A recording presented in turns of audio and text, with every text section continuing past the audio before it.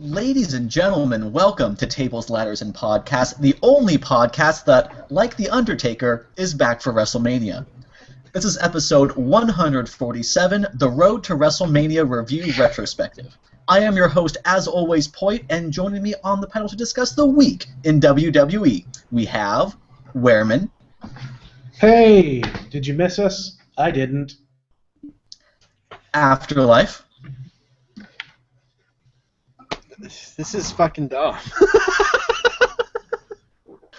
Jabba. Well, Point, you're looking oddly upbeat compared to the rest of us, so I would suggest that you're the only one that's been eating their bootios. They make sure you ain't booty. You know... And Zevon. I'm only here to talk with my friends. Well, where are they? Oh, dick move. Dick move, Agato. Alright, so, how about that month in wrestling? How about it? Yeah, it certainly was a thing, I guess. Does this qualify as a road to WrestleMania exactly? It's more Well, like, I mean... it's more like a little dirt path. It's an off-road. I mean, anything's a dirt path compared to the fast lane. With a roadblock on it. This was one of those, like, service roads where there's no, like, interesting stops. There's no gas stations for, like, 50 miles. And it just, like, leads off to, like, an off-ramp onto the interstate anyway, so you don't even go anywhere cool. Okay, before we get back into the black hole of traffic-related wrestling analogies, Mr. Wehrman, do you have any news? Yeah, let's swerve on over into the news lane. I've got a couple of things. One that is very exciting to me. Apparently, Lucha Underground is very close to finalizing a deal with Hulu, and will be streaming on their network very soon. Lou. Yes. According to the reports, the deal will be for 2 seasons with the option for a 3rd. That's awesome. Isn't Yes. there always an option for another season, though? Isn't that just filling out another contract? Like, hey, did you do enough ratings for us to even give you funding? Okay. Another season. I think the option for a 3rd is just laziness, really, isn't it? It's basically saying, look, if we want a 3rd season, we just don't have to write up a new contract. We'll just use the terms of this one. Okay? Good. Wehrman, this report you read, does it mention if it's going to be on Hulu for free or only Hulu Plus? It hasn't said. Okay. But I certainly hope it's Hulu free. Because I don't want to have to pay for it. But I will. Are you on a Hulu free diet? Look, okay, can we just I will, though, because it is worth it. Because, holy shit, Lucha Underground is so good. Okay, I appreciate the damage control, but maybe if it's something you want to succeed, start off with, I don't care, I'm willing to pay for it, it's that good. It's not the WWE Network, okay? It's something worth paying for. Support it financially. Yeah, So- I will fully support Lucha Underground, like, if and when it comes to Hulu. And hopefully whenever they get a damn DVD. Support, not financially. If they need a shoulder to cry on or something, you'll... Yeah, Hulu's... Yes. Yeah, Lucha Underground's girlfriend and it are having like a bad patch, so it's coming over at really late at night, but you can't say no because it's your friend. Mm-hmm. It's like, okay, fine, here's, a bottle of rum and a fucking Morrissey album. Anyway. So you're trying to get it to commit suicide. Well, speaking of things that have self-destructed, at long last, the Divas division is well and truly dead. After years of criticism surrounding the Divas brand, and not to mention abysmally low ratings for Total Divas, WWE has reportedly chosen to drop the name and reinstate it as the women's division once again, and has commissioned the creation of a new women's title to replace the Divas belt, possibly as soon as the Raw following WrestleMania. Wow. Does it say whether or not it'll be pink? I Or imagine it won't butterfly be. motifed. Yeah, how many butterflies will be on this belt? 3? Yeah. Yeah, one on the I main imagine- plate and then two side plates. I imagine it's actually just going to be like a bicycle basket with like chrome tulips coming out of it. It's like a fanny pack with like. Hey, Yeah, that's if it's really a bicycle basket, I will not care as long as it also has a horn that you can honk as you come out. Oh of the no, ring. but no, because the horns are for boys. This will have the little bling bling thing on it. Little, Can it bicycle have bell. the tassels and like an actual like handlebar that you can hold as you walk out to the ring? Yep. Maybe instead of a belt, they'll just have like a chain of daisies around their waist. I was saying, it's like, can we just make bicycle belts a thing? Because that sounds fun.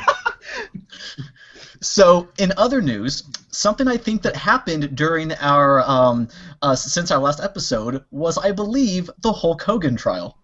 Yeah, holy shit. So, yeah, Hulk Hogan basically just killed Gawker. Somebody Like- had to. Yeah, I mean, Hulk Hogan is not a good person. Like, I think we've all established this at this point. He's an egomaniacal prick and probably, almost definitely a gigantic racist and all sorts of terrible things. But Gawker is the scum of the earth.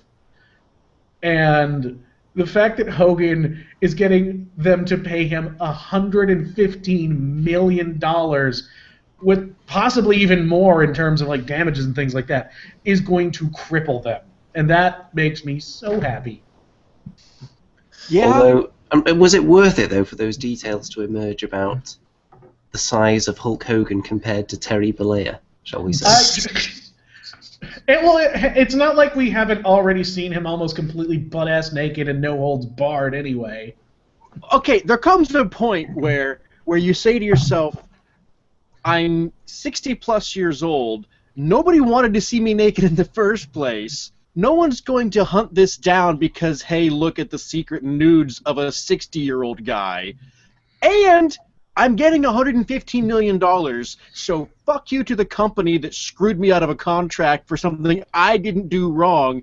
And fuck everybody else. Look at my dick if you really want to, because I got $115 million and I don't care. It would be incredible if he becomes Hollywood Hogan in real life at this point. I mean, he did wear the black bandana in court. He did. That could be a sign. What music did he come out to, though?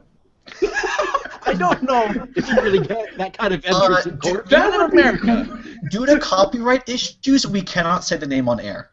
That would be amazing, though, if it was like, you know, in a courtroom setting, like call Hulk, you know, Terry Bollea to the stand, and Jimi Hendrix starts playing. And we can say that Hulk Hogan is, or anybody can say that Hulk Hogan is a bad person, but And we will. we've got to keep it in perspective because it's kind of like if the Riddler killed the Joker. You know, you've got someone who is kind of awful, but they did kind of a pretty good thing here. So, you know, the worst thing is probably going to die. And you kind of have to thank the slightly evil person for doing it. I'm not sure that all that money is really going to affect Hogan's life that much, because even though he has been having financial difficulties, whatever those would qualify as for someone in his position, I'm sure with his name, he could just earn whatever money he needs easily for the rest of his life, just on appearances and so on. Yeah, but now he doesn't even have to do that. He can just sit around and... Yeah. It's more a case of kicking Gawker in the nuts than it really is... Now he can devote all of his time to pestering Vince to let him back in. Maybe he'll let Terry Bollea back in, but not Hulk Hogan. I imagine if Vince just completely has the wool over his eyes and re-signs Mr. America. Live in the Oh, gimmick. amazing, actually. That would That be would awesome. be amazing. Let's see, other things. A couple of lineup changes on WrestleMania. There apparently has been sort of a backstage disagreement between Vince and Triple H over which match is going to be the main event. Whether it's going to be the title match between Triple H and Roman Reigns, or the Hell in a Cell match between Shane McMahon and The Undertaker for the fate of the company. And this is largely due to the crowd not liking Roman Reigns at all. One thing I'd like to point out here is that between Vince and Triple H, the one pushing for Triple H's match to not main event is Triple H. Which is insane. Like, no, because Triple H does at least have a grip on reality. Yeah, At the extent that he can on Raw, he was actually he was shocked. He kept looking at the crowd during his altercations with Reigns, it was like every time he was cheered and Roman was booed was like he'd forgotten 8 seconds ago that was the case, and every time it happened, it was like, hey, why is this happening? Even though it's happened for like a year now. Yeah. Okay, Triple H, while he is definitely an egomaniacal thunder cunt, can I say that on TV? We're not PG. Good.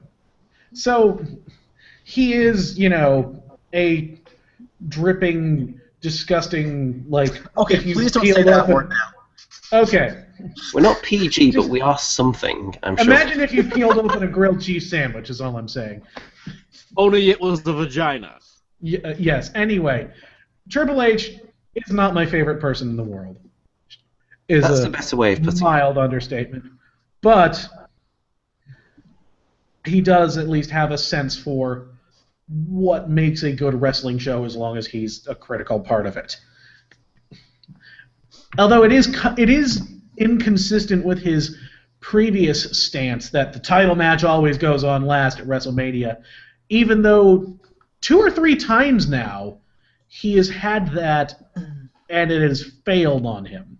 In fact, that might be why he's pushing for this, because at Mania 18, him and Jericho went on after Rock and Hogan, and there was absolutely no way they were going to top that, and so it sucked. Mania 25, Triple H and Randy tried to follow up Shawn Michaels and The Undertaker, one of the greatest matches of all time, and again, it was just a complete failure. So maybe he's learning from his mistakes, or maybe he just doesn't want to be remembered as part of the worst WrestleMania main event ever. As the guy who orchestrated the biggest failure of a WrestleMania main event ever? Well, let's hope it's a little of both. So he's actually capable of learning, but he's also still preserving himself a little bit. Yeah. A couple of other lineup changes. Apparently, the Andre the Giant Battle Royale may actually be moved from the kickoff show and will be taking place on the main show itself. Did one of their musical guests pull out? Maybe. Also, it's been mentioned that Jerry Lawler will not be announcing at WrestleMania this year, and his role will only be in calling kickoff matches. This is the first time since 2001 that Lawler has not called Mania. So is it going to be JBL, Cole, and Saxton? I believe so. Okay, I saw it announced that Mauro Ranallo will be one of the announcers for the kickoff show, as well as one of the panelists on the Takeover pre-show. Yeah, I think it's the SmackDown announce crew is going to call the kickoff show, and the Raw announce crew calls Mania. Okay, that would be a good way for them to justify it to Lawler. If you can is imagine. Is Lawler good enough, however, to call Backlash? Poor Joey Styles. So the most recent thing I heard about the Andre Battle Royal was that it would be in the second hour of the pre-show.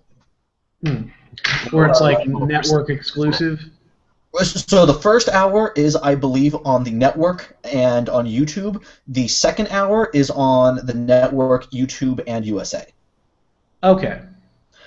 From what I read, the first hour, which is only on the network and YouTube, will have the U.S. title match as well as the Usos and Dudleys, and the second hour will have the Battle Royal and the 5 versus 5 Divas match. Well, so the Total Divas thing isn't even going to be on Mania. Exactly. We're going to have some serious breaking down of those matches that have had such intense build-up and such heated rivalries for the last couple of months. Oh, absolutely. One final bit of news, and it's kind of a sad note. Pro Wrestling Sheet has reported that Nikki Bella's in-ring career is all but officially over. Oh, damn. Doctors have reported that her surgically repaired neck has not completely fused, and a single bump could possibly lead to a catastrophic and even life-threatening injury. So returning to the ring full-time is at this point out of the question. She is scheduled to undergo a CAT scan in July to confirm if it's possible for her to even wrestle part-time. But as far as we can tell, Nikki's done. That's fine. Well, it doesn't seem to be affecting her quality of life if it's only a risk if she actually goes back to wrestling. So, now, that's to okay, I be suppose. fair, before she got hurt, she was actually pretty damn good, at least, from the wrestling side of it. Well, I'm not sure if good was the word. She was... Okay, she's not Sasha Banks. She was getting close to adequate. I think it's more than generous to say that she's in the Randy Orton club, where she was never actually good at her job, and she's made enough money at a job she couldn't really do that I'm not worried about her not being able to do that job she can't do anymore. It's definitely passed her by, the division. It passed her by before she even won the title, to be fair. Yeah. All right, so I have some news. So do you remember back, I think it was the first episode of the Stone Cold podcast on the network where he interviewed Vince? Yeah. So do you remember that part where Vince said that, Cesaro never grabbed that brass ring, he doesn't have it? Yeah. Yes. So WWE recently uploaded, I think it was last week or the week before, they recently uploaded that clip to their YouTube page. This has led to speculation that they want to remind people about Cesaro, potentially for his upcoming push after his return next month. I certainly hope so. Cesaro is scheduled to make a return during WWE's post-WrestleMania UK tour, which will run from April 13th to 23rd and will include an episode of Raw and SmackDown. I do have a theory about those brass rings, by the way. Maybe they're not brass, maybe they're actually golden. If you think Sonic the Hedgehog, he has the ring in his possession, but one little tap on him and suddenly he loses all the rings come spilling out. Yes, but you still have the opportunity to collect some of them again as you've taken that damage, if you're quick and you're talented enough. So maybe that's what they're getting at. Maybe the ring is always in your possession, and when it's temporarily knocked out, if you're good enough and you rise to the top, then you can reach out and grab that ring again and continue with the ring in your possession. Okay, so you heard it here first, folks. Cesaro is Sonic the Hedgehog. That's All what right. I'm thinking. In other injury-related news, Fox Sports reported that Randy Orton is scheduled to return to action next month. Does he have to? Oh, hush you. No! He is awful and does nothing but hurt the fucking show. I'm not sure anything could hurt the show right now. He hears voices in his hand. If he had that gimmick, I would actually be interested in watching it. Oh my god. Because head and understand do not rhyme, and understead is not a word. So You know he what, has to get Scabba? voices in his hand for that to work. If he had any gimmick, or any character, or anything, then yeah, I would agree that he could add to the show. I could see that. I could see Randy Orton doing his pose and then suddenly, like... That would be amazing. So, to add to the current injured list, I think it was about a week and a half ago during the post-Raw Dark match, Luke Harper suffered an injury to his knee, and he's expected to be out for 5 to 6 months. God damn it! Anything with the Wyatts, isn't it? Okay, so Bray Wyatt hurt his back. Harper hurt his. I heard. Wyatt is done with his back injury. Oh, good. And I heard Beef Stroganoff got hurt too. It must be taking all those bumps. Strowman did make a trip to Suplex City. But it was on SmackDown, so no one saw it. I think he's fallen down about 4 times in his WWE career. Like, I don't get why Vince apparently still has this 1970s mentality of, if he doesn't fall over, then people will think that he can't be knocked down. Rather than, if he doesn't fall over, people think he's a klutz who doesn't know how to bump. Well, it depends on the character, really. I mean, having a single guy who is hard for most people to knock down isn't necessarily bad. It's just that he doesn't... Vince, I mean, doesn't have... It's like he forgot what characters are. And so now he's just like, he's got physical attributes. There's a character. It's like, no, Vince, that's not how humans work. In related news, WWE yesterday morning sent a few wrestlers to open up the New York Stock Exchange as apparently I'm assuming some sort of WrestleMania promotion. Who did they send? The Wyatt family. Huh. I would love if this is the beginning of some kind of character shift where it's not just that they're terrifying swamp people who might be possessed by demons, but they're also very business savvy. Well, think about it. There is the IRS connection there. Yes. Yeah. If there's something under the surface of the Wyatts... Imagine if Wyndham Rotunda created the swamp cult as a tax write-off. The son of IRS creates a religion so he doesn't have to pay taxes. Talk about your profiteering. Profit motive, I'd say. In other interrelated news, because there's no shortage of that. John Cena is expected to return sometime in July from his injury. It's not that far away. Yeah, but I mean, that still gives us all of the throwaway shit pay-per-views without him. But with this being Cena, does that mean he could potentially run in on the main event of WrestleMania? Unlikely. I hope not. Also, I read something about reports that Brie Bella will be is expected to retire from full-time wrestling to Raw after WrestleMania. Damn. So both Bella twins gone in one foul swoop. Pretty And much, Cena yeah. and Orton are both out injured as well. Yeah. I hate to say this like this. This could probably be the best thing that division gets in a while. Not because they're retiring, but because those are 2 less people they have to write in and cram into an entire division. Well, and it's an opportunity to write the damn division without it being centered around the Bellas. I mean, that was the thing that made the Divas division, frankly, terrible.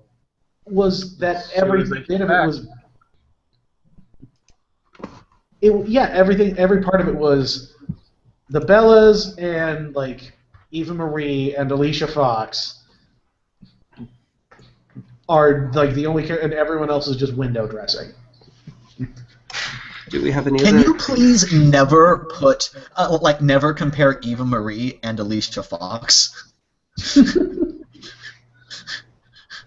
At least Eva Marie has a consistent alignment now. Yeah, she does now. How long do you What's have her to have a alignment? consistent Bad? alignment for it to be considered consistent, though? I don't think you can turn Eva Marie face at this point. They tried on Raw. They failed, but they tried. I say Eva Marie is like girl Baron Corbin at this point. They will never get the crowd to not. I don't know. You know what I think about Eva Marie, honestly? I think that what she needs to do is join up with Your what the finger. fuck are they called? The New Day. No, thank you. I'll tell you Thank why. you. I'll tell you why. Because when she came out on Raw, and she was all like, "I'm here to help," and the rest of the faces were like, "Don't touch me or be in the ring with me, please." And she was like, "I don't notice your negativity. I'm still great." And there's this look of just total unaware, like a total lack of self-awareness, and she was thrilled while everyone else was like, "Really, we don't want your help at all." And that sort of blind positivity is what the New Day is. She And it's what got them join the Social Outcasts as Bo Dallas's girlfriend or something. Yeah, I would say it's more a Bo Dallas thing. The New Day are a troll act. They do the oblivious positivity thing, but they do it because they It's a know troll. that it's getting on people's nerves. Also, As a the only side way note- it would work out would be if she was like the official spokeswoman of Bootios. It'd be some sort of sexist ass stupid thing where everybody would know it'd be a troll. As a side note, Afterlife, your Eva Marie impression is perhaps the twinkiest voice I've ever heard. Wow. Oh, okay. The only way I will accept Eva Marie ever associating with the New Day is if they mention that she puts the boo in booty. By the way, guys, step up your game because Owen Brown is in the house. Oh, Oh shit! shit! He's arrived.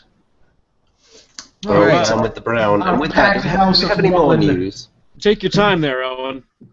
That's all the news I've got. So Are we gonna I think swerve on I'm over into? about done with news. Are we ready to swerve this vehicle over to the meat district? No, not until Dude, you this explain. is a vegetarian show. What are you talking about? Fucking All right, WrestleMania so- does suck. Shall we just go up the card and talk about the build and each match? Yes, let's do that. Still Starting with the kickoff matches, of course. All right, so Kalisto. Okay, so actually, I feel the two mid-card titles we should discuss together. okay. Well, if you're gonna make a plan and then just trample all over it immediately, point. Feel free. You That's may exactly still what run I'm the doing, Kevin. company. Okay, so down Well, let's do it then, you crazy anarchist. we have That's Kalisto me. versus Ryback in a singles match. Up on the main card, we have a 7-man ladder match for the IC title. The Daniel Bryan Memorial Ladder Match, yes. Yes, the Daniel Bryan Memorial Ladder match. Okay, so well, something I don't understand here is Book. Kalisto has already defeated Ryback in a singles match, like a couple of months ago. Mm-hmm. And in King of Hasn't the Ring, everybody defeated Ryback in a singles match a couple of months ago? Also, Kalisto recently won a Slammy for his actions in a ladder match. Mm-hmm. So why is Kalisto not the one defending his title in a ladder match? Because Kalisto is getting over without Vince's consent, and so they're throwing Ryback at him to try and kill him. On the pre-show. Yes.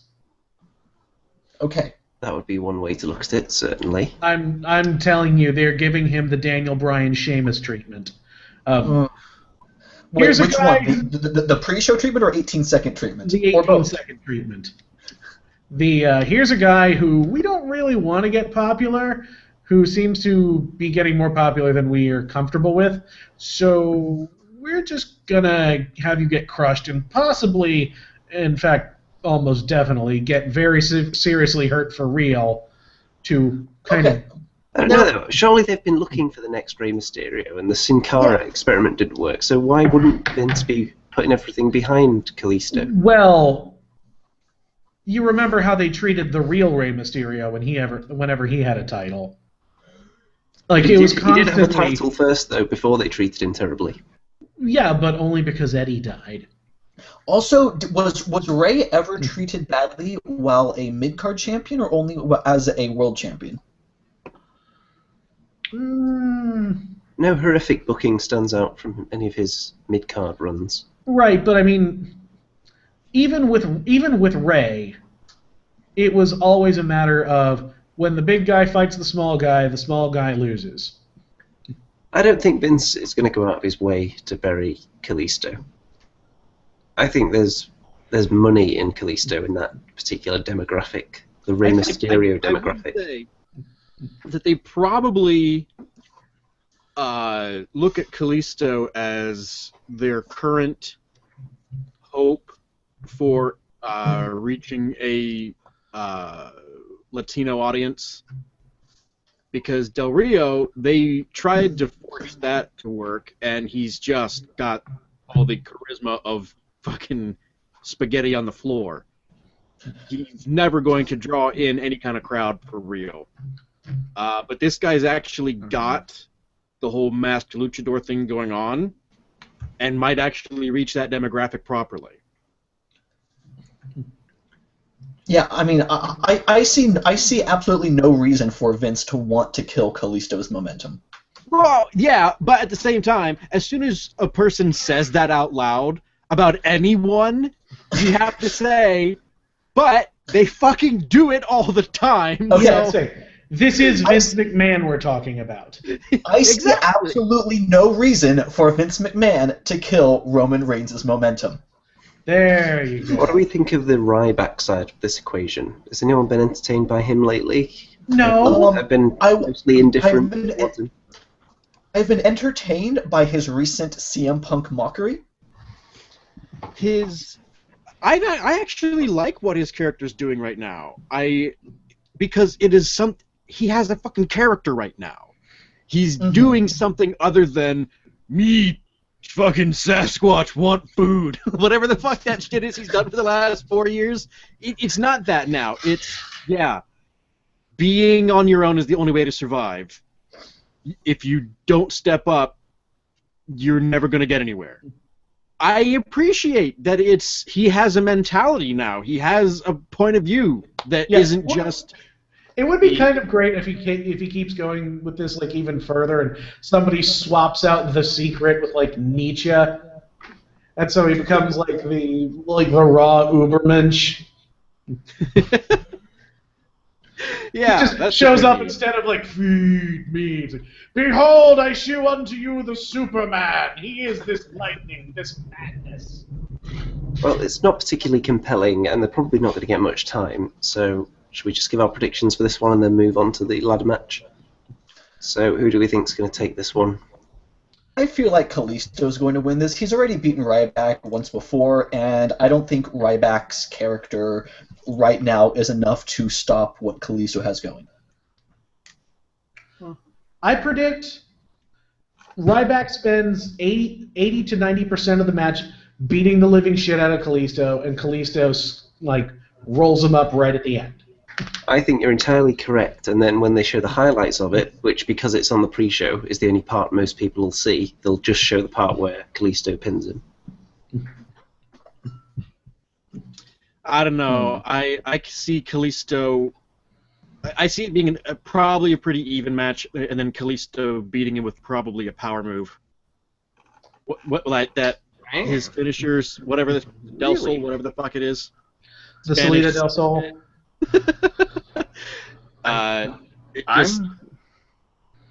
Go ahead. Am I the only one that thinks Ryback's gonna win? Yes. Possibly. I'm surprised. No, I think it's gonna be. What is it gonna be? It's gonna be 99% Ryback, and then he's gonna get one big comeback, and it's just gonna get squashed. Just for the reasons you guys said, with them wanting to kill Kalisto because he's getting over without permission.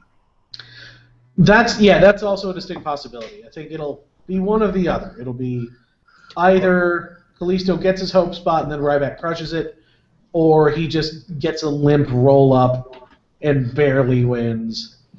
Well, we did warn the audience on Facebook that there was going to be bold predictions, and I think Zevon is definitely living up to that right now. So going out on your own there.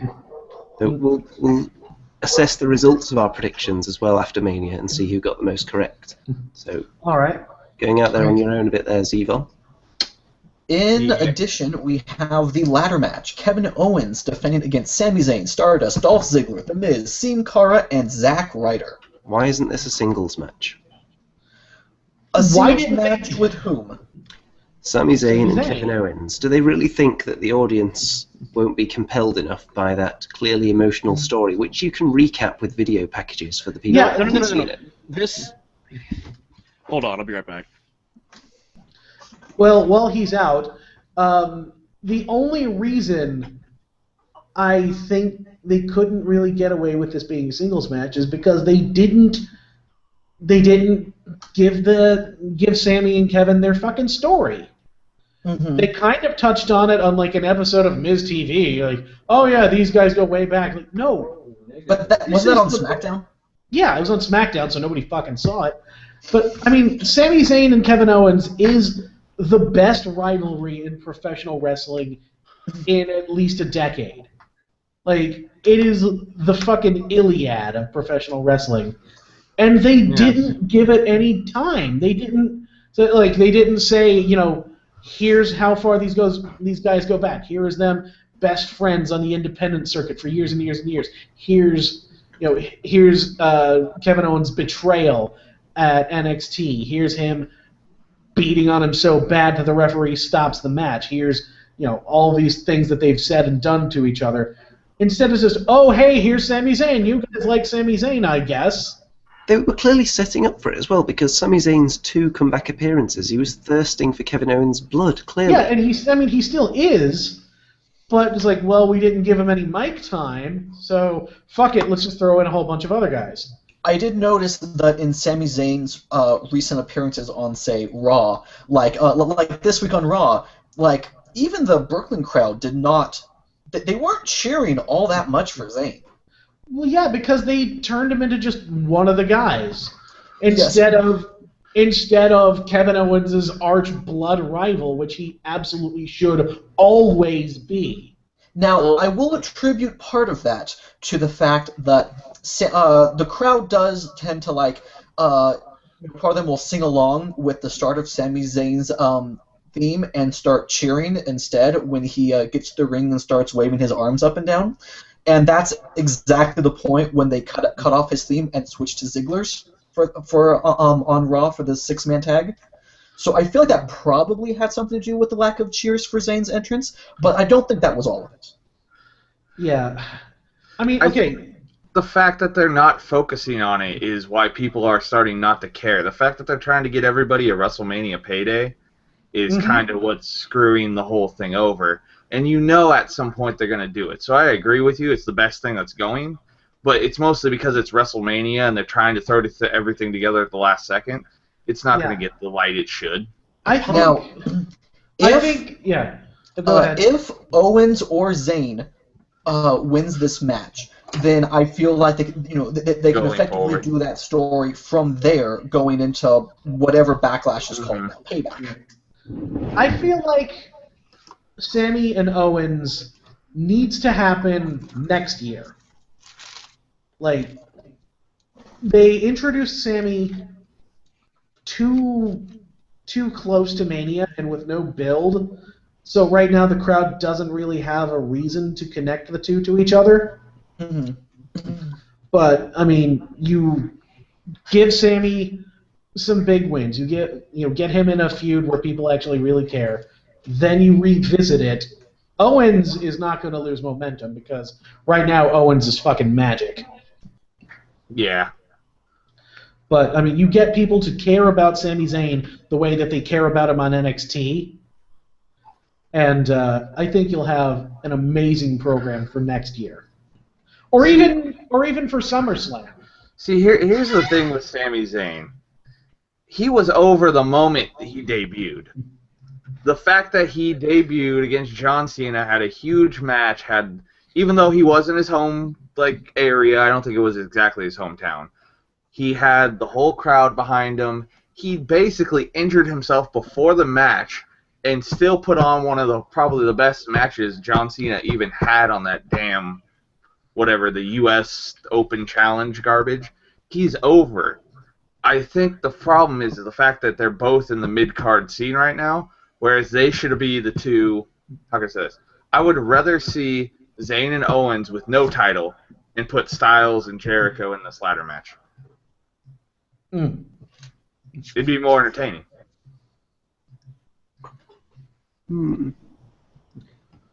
Okay. So what's our predictions? Well, do we care about anyone else in the ladder match for a start? Do we give any of them a chance at all? I mean, Zack Ryder. I think Owens and Zayn take each other out. Dolph Ziggler wins. Ooh, that's a bold prediction. Zack Ryder's getting it. Even bolder. He was the only one who wasn't part of the 6-man, and he beat Jericho. Okay. It's an outlier. Gotta take it. But he beat Jericho based on someone taunting him from the side of the crowd. I don't care. Is Chris anyone Jericho. going to double down and say Sin Cara? Or is no one that crazy? I'm going to say that Sami Zayn is going to win it because they don't want to get someone over with a story and a blood feud they can get behind. The one way they think they can get someone over is by slapping a belt on them. So I think that's what they're going to do with Sami Zayn. I can see him winning it.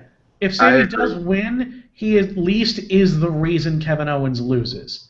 Now because you cost me my title is a beautiful mirror of what Kevin Owens did to Sami Zayn in NXT, and B, gives the Raw crowd a reason for them to get invested in this feud. I agree. I'm with Jabba. I think Zayn wins. I can see why someone would say Ziggler because of the promo he had in Raw a couple of weeks ago against Triple H, but I feel like that was just a one-off just to set up that one match, and then he's just slotting back in where they want him again. I don't think he's going to be winning any big matches anytime soon. Well, it's the Intercontinental title. It's not exactly a big match. Yeah, but it's a big ladder match on a big stage. Yeah. I am going to say that Kevin Owens is going to retain his title. Any particular reason? Because I feel like that they may want to do an Owens Zayn story leading out of Mania, but don't want to invest into Zayn yet. So they're going to keep the title on Owens, and then if Zayn gets good crowd reactions in the next few weeks, then go ahead with that story. Well, what's next? So let's go back down to the pre-show and talk about the Usos and Dudleys. Must we? Nope. Moving on. Well, I suppose we should at least touch on it. We can give it a couple more minutes attention than the WWE booking team gave it. So you guys remember a couple of months ago, probably more than a couple, when the Dudleys were like, "Hey, we're still really tight with Rhino and Tommy Dreamer," and that was like really cool stuff. And now Dreamer and Rhino have like evaporated into the ether of professional wrestling, and now the Dudleys are like, "Hey, we're still here for whatever, I guess." Kinda. Well, I mean, to be fair, Rhino is busy running for like state senate. What? Yeah, that's the thing that's happening. Oh. Why was this not in the fucking news? Because we covered that in the previous episode. We did cover that, and I made a really good Al Gore joke, I think. Fair. Very Well, fair. you made an Al Gore joke. Let's not. I remember it being good. I actually remember the Dudleys being good as well, but they're a little bit boring at the moment. And that's the thing. I taking nothing away from the Dudleys. They're fine in the ring. There's nothing. I don't think that they was slowed. If anything, Bubba's in better shape than he's ever been. Is he? But he looks really. Look, he was really fucking fat for a while, and He's moving better. He's in good shape now. They just have him wearing that baggy outfit now. Yeah, he's still wearing the shit from like the fucking like the 97, 98 era for some reason. Oh, okay. So maybe it's just They the won't way. update the look. They won't update the music. And now they have nothing to do. They're feuding with brothers who are super fucking boring to begin with. And now they're like Triple H's henchmen for some reason. Yeah, I don't get it. Yeah, the most notable thing about the Usos that people struggle to care about the Usos, and they're cousins with that guy that people struggle to care about as well. And that is the one thing that they've tried to use to put the Usos in that more noticeable position on the card. They've had them teaming up with Roman Reigns at numerous points, and that isn't a way to get someone over. No. All the wonderful crowd reactions that Roman Reigns get, you wouldn't want that rubbing off on your family members. So I don't think anyone cares about the Usos. I don't think anyone really cares about the Dudleys. They turned heel, but we haven't really noticed because they're not really doing anything other than beating up a team we don't care about. And this match is probably going to have 0 consequences. It's going to be on the pre-show. Yeah. Most of us probably won't even watch it. Another fucking thing. Like, the whole point right now is the Dudleys want to be remembered as more than just the tables guys, which is fine, and it's not even a bad story angle. But fucking do something. Yeah, like they're not committing to it. I would love, like, if they fully like buy into the Dudleys as just nothing but pissed off old brawlers who have a chip on their shoulder and they go after whoever the new hotness is because fuck those guys. Angry Dudleys against the New Day would actually be more interesting than their last feud, and it would be more interesting than this whole League of Nations nonsense. Oh, by the way, that. Oh god, yeah. We'll get to that. We'll get to that. Yeah, so I guess predictions. I don't Everybody care. dies. Yeah, I mean, look, the Dudleys have the only thing passively resembling character momentum, so they have to win here. I disagree. I think because it's the pre-show and it's going to have 0 consequences, I think this is just going to be their attempt to warm up the crowd. So the faces of the match, the Usos, are going to take it, I think. Yeah, I'm with Jabba here. Okay, I'm going to make a prediction, but it's not about who's winning. I just think this will be a really cool spot. I think, at this point, so the Usos are going to be going for one of their, like, flying splashes. One of them. Who cares? I don't know. They're the same person. Anyways, so Devon will be down. One of the Usos is going to go for the splash. Devon's going to pop up, catch him, and Bubba's going to hit the cutter, and that's how they're going to win the match. That would be really cool, like a mid-air 3D. Yep. Well, they might not win the match off it, but that's going to happen. I don't even care about this match. I'm not going to make a prediction, but I think that'd be a cool spot. I would also not be surprised about seeing a splash through the French announce table. Oh, the French one specifically. Yeah. Yes. What's the betting odds on that? Le table. We can do a separate prediction on when you think the announce tables are going to break. So let's do that now, actually. When do you think the first announce table is going to go? How far into the show? I think it'll make it. I think Spanish announce table makes it to the ladder match. Well, how many tables do we know are going to be there? I'm going to guess 4. 4. Yeah. English, Spanish, French, and German. English, German, or they've been hinting Japanese. Oh. I don't know if they could even fit 5 announce tables at ringside. Oh, I did see some news that Funaki will be doing Japanese commentary for TakeOver. Oh, nice. Well, that's why I was wondering if they were going to do the same thing for WrestleMania. Let's just assume that they have 4 Okay, for the sake of so this. let's say that one table gets destroyed in the Usos Dudleys, one table gets destroyed in the ladder match, and the other 2 in the street fight. No, one of them's going to be in the Hell in a Cell. Is the table even inside the cell? No, but how many Well, times have they Shane's had a gotta Hell in do a his Cell where crazy- they've gotten out of it? Shane's Fair. got to do his crazy ass elbow drop off of something at some point, right? I think so. I don't think one of them's going to go in the Dudleys versus the Usos because they're playing down the whole tables thing. So I don't think a table's going to come into that at all. That's why I was saying the Usos would be the one to do it. I don't think they will either. I think if Usos were going to put the Dudleys through a table, they would use a Dudley table. They wouldn't use the announce table. I think. I want to see something stupid like that match end in a submission. But Usos Dudleys? Just out of nowhere. Something neither team's ever done. Not even a cool one, like a step over toe hold. If you hit a big impact move on Devon and then just make it look like you're applying a submission, when he starts doing his vibrating, it'll look like he's tapping out possibly if his hand's in the right position. Just do a double ankle lock.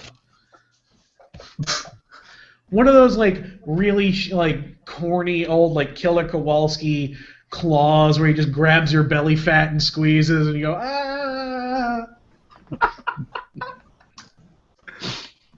I would say we're going to lose a table in Brock and what's his name? Ambrose. At least one of them for that match, if not two. Yeah. I'm sure we're going to lose one in the ladder match. Makes sense. Or they do the thing where they have a wooden ladder and it breaks instead of a table. Yeah, that could be. I would say we're probably going to lose one in the main event. I mean the Triple H and Roman Reigns. In fact, I would say they're going to bust a table, and they'll probably do that bullshit where they put somebody through the timekeeper's little safety wall thing that's never actually bolted into place. The breakaway barricade playset. Okay, so as fun as it is discussing the breakage of announce tables, we're an hour into the show and halfway through the pre-show. Let's pick this up. Okay, Triple H will do a pedigree, and Roman Reigns will back body drop him through the table next to them. Okay. So moving on up to the next hour of the pre-show, the Honor the Giant Memorial Battle Royal. Nobody cares. cares. List of participants. It's been reported that due to the rash of injuries on the roster, let's say, this will only be a 20-man Battle Royal. You've got to be kidding me. Use some of the NXT kids. Do something smart. Don't be stupid. The currently announced wrestlers are Heath Slater, Curtis Axel, Adam Rose, Bo Dallas, Big Show, Kane, Tyler Breeze, Mark Henry, Jack Swagger, Fandango, Damian Sandow, Darren Young, Connor, Victor, Goldust, and R-Truth. Now, that leaves 4 spots open, assuming a 20-man Battle Royal, which will be filled by the 3 non-injured members of the Wyatts, most likely, and 1 final spot for someone. The returning Titus O'Neil. No, definitely not. So, the main thing here, is it going to be a new guy that they want to give some kind of push to, or is it going to be like a going away present for somebody like Mark Henry or Kane? You know, the only times they've actually had any sort of build for this stupid thing, it's come down to Big Show and Kane, and can we fucking never do Big Show and Kane ever again? I honestly thought Big Show's win last year was like a farewell thank you. You would think, but he just won't believe. Yeah, okay, you know what's confused the fuck out of me is the award is a little golden man. Why is Goldust not fucking obsessed with winning the little golden man? Because Goldust's character has completely eroded into nothing at this point. What about the gold or bronze? Okay, you know what? Since you brought it up, I will say that for the first month of Goldust trying to get Truth to tag with him, I was terrified because that would only lead to complete ruination, because nothing good can actually come of being involved with R-Truth directly week by week. However, first of all, let's call R-Truth by his real name, Crackhead Daffy Duck. Okay, but I pulled the 180. Tag team. I feel completely different now. I love that there has now been a storyline between two wrestlers for like 4 fucking months where they haven't had a fucking match. Nothing has happened except each week they're like, hey, leave me the fuck alone. Alright, fine. That's it! For every episode for the last 4 months. That is amazing. I want this to go an entire year now where they never actually have an in-ring conflict with each other. How That would be about fucking incredible. How about dig this, you crazy cats? R-Truth really wants Goldust to be his tag team partner, but Goldust isn't down with that. So R-Truth Isn't that how the storyline has evolved already? he goes for the next best thing. The next, like, golden person is that statue, and then he starts like dressing it up as Goldust. Hey, only if on live television he tries to lock up with the statue. You know what I would love? He has a match with the trophy. Yeah, exactly. The trophy has to win. I would love for R-Truth to say, well, if I can't have Goldust, then I'll go Then for his. nobody can. No, I don't want him to fucking murder the guy. Then death. But that would actually be great for my idea where they have a year's worth of storyline not in the ring. Like, we say the camera crew, you know, someone is stalking Goldust, and it turns out that it's R-Truth, and Goldust calls the police. Then we're getting, like, an episode of Cops for, like, a month. Just shows up for 5 minutes a night. Just imagine the concept of Goldust trying to report to the police that he's being stalked by somebody. For some reason, I don't think the police would take that too seriously. Now you know how it feels. Oh, God. Everybody would say shucky ducky quack quack, and I would die a little inside. I feel like we've moved away from the Battle Royal bit, so shall we just predict who we think's going to get this one? Final I'm gonna four. say Fandango. Okay. Anyone else? Who? Okay, this is what. Who's the one person from NXT that's going to show up out of nowhere? Which they have done. I don't know. You know what? Heath Slater. Okay. You know, actually, I think that it's either going to be Heath Slater, like you said, or the Golden Truth co-win it. Because, all right, they keep playing up, oh, it's Big Show and Kane, Big Show and Kane, the two monsters. They do that thing where they both try and choke slam each other, and while they're doing that, the Golden Truth do like a double drop kick, and they both go out. And then they're like, "Oh my God, we won together," and it'll be dumb, and it'll be dumb, and I'll hate it. Anyone you pick as a winner for this thing, you're going to have a lot of luck if you get it right. But I've just got a hunch, a sneaking suspicion that Bray Wyatt could be in this match and win it. Yeah, It would have made sense if they had, followed through with the whole Titans thing where it's, I'm destroying all of the monsters because I'm the only monster that needs to be monstering around, yeah. That started out very Bray Wyatt. And Did you just gerund monster? I think so. Anyway, if they had stuck with that instead of having the Wyatts fucking lose for no reason at Fastlane. Well, you know what they like doing? Nothing. What do they like doing even more than randomly dropping things? Randomly going back to them with no explanation. That's There true. you go. Yeah, I mean, okay, that is a possibility. You might have Bray Wyatt, Bray Wyatt take it. I am going to stick with the Golden Truth, though, because WWE doesn't want me to enjoy myself. That is fair. That is very fair. I'm going to go with a debuting NXT champion. Finn? Whoever wins. Okay. That's right. my choice.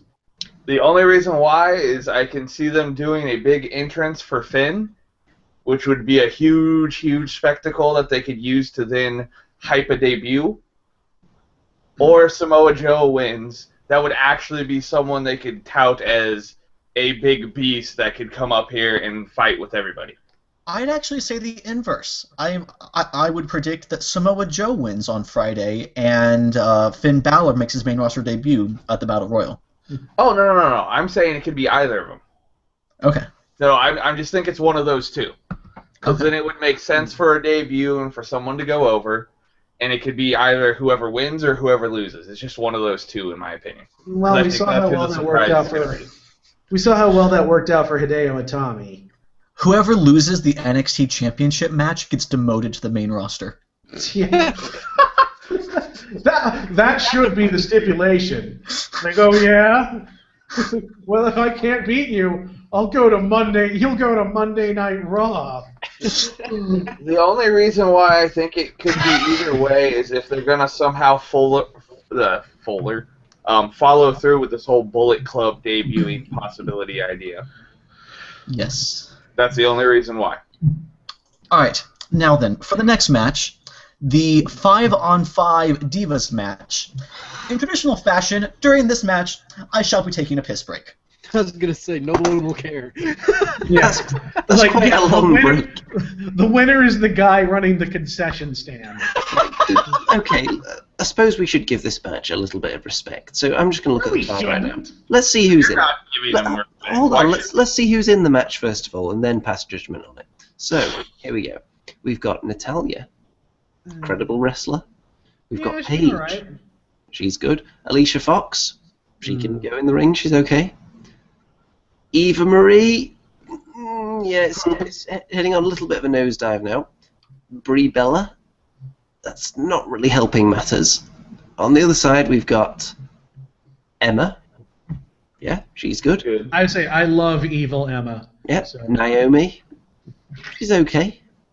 Summer Rae, again, she's all right. Tamina, Poop. yeah, and then Lana, not exactly been in match. I was going to say matches, but she hasn't been in one match. Emma. That I hope so, because like I love them as a duo. They need to stick together. Yep. So I think the story for this match is going to be potentially they could do something decent with it because there are some good wrestlers on each side. However, they won't, and it'll be like 10 diva swirling clothesline of death, and then like a really awkward Tower of Doom in the corner, and then a roll-up will end it. Can we just have like this match be like 2 minutes long? They'll announce that it's elimination. It'll just be one roll-up until the last person gets a roll-up. It'll be like where people get eliminated by a drop kick and shit like that. So I look. There are two Divas matches, correct? There's this, and then don't forget my dad is Ric Flair. yes. So between the two, this is the one where I'm actually thinking that they could do something interesting. They could do a lot of interesting shit here. But they won't. And I quit saying that. My point is, this is the one that I have any kind of ability to invest in.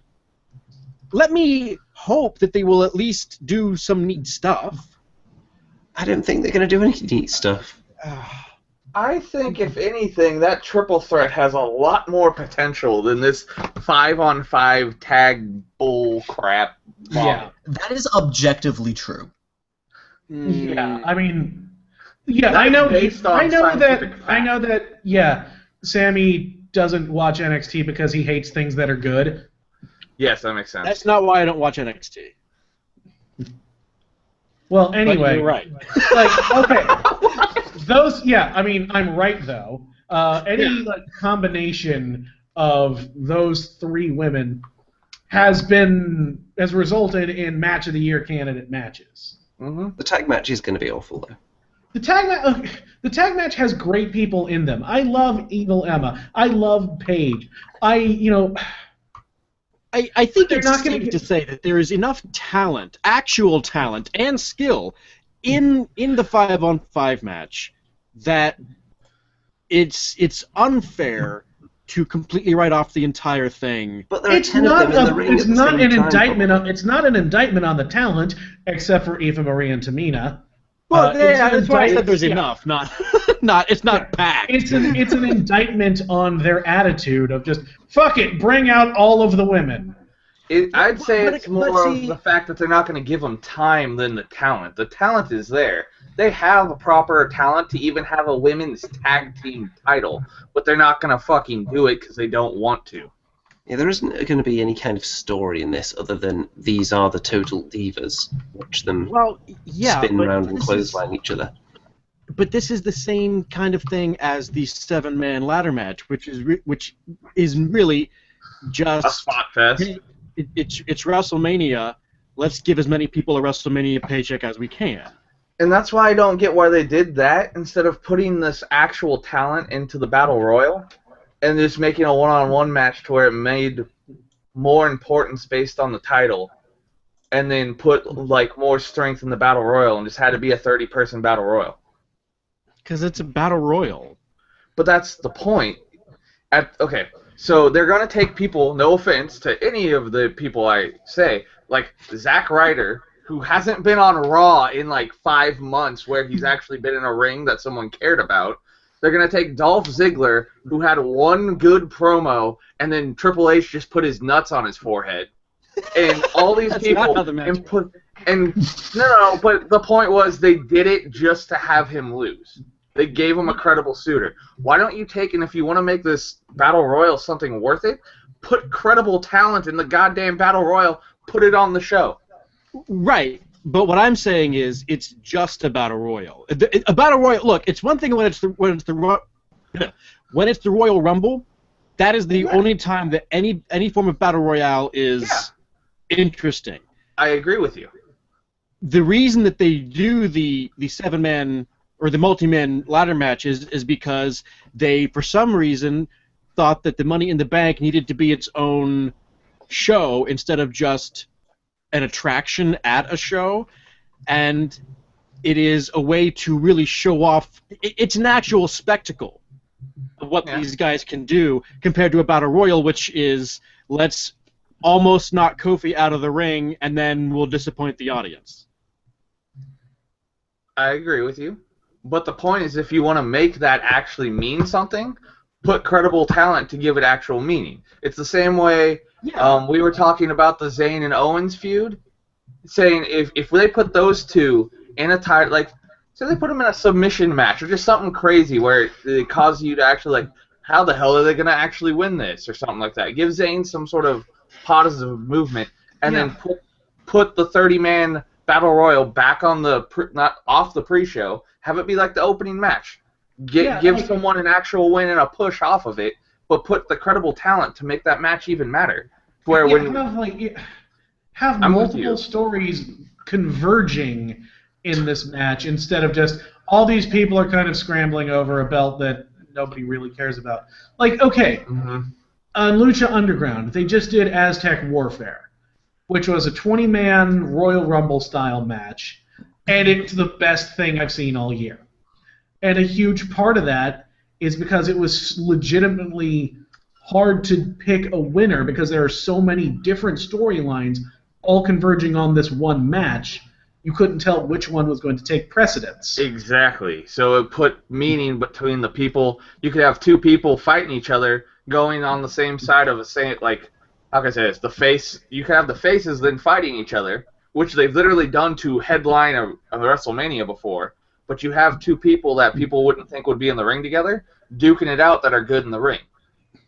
So you could take it once you narrow it down from like 30 to like 10 men, and then just have all these incredible workers in the ring and have that would be just as big of a spot fest and a spectacle as that 8-man ladder match. No, technically we're still on the Divas 5-on-5 match here, so we'll have no talk of storylines or booking or any of that nonsense. I think there's none of that in the entire show at this point. Well, who do you think's going to win this tag match? And for a bonus point, who's going to get the pin?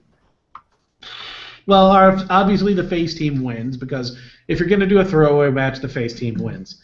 I'm going to say Paige taps out Tamina. My bold prediction is that the faces are going to be about to win. and then Eva Marie will steal the pin from probably Paige. So the good divas will win, but it'll be Eva Marie that gets the pin. I want to say Paige makes Cameron tap out, but I don't even know if she's in this match. She's not. Oh, okay. Paige makes Naomi tap out because it's the only person flexible enough to take the what is it, the PTO? Yeah. The Paige tap out. Shut up. I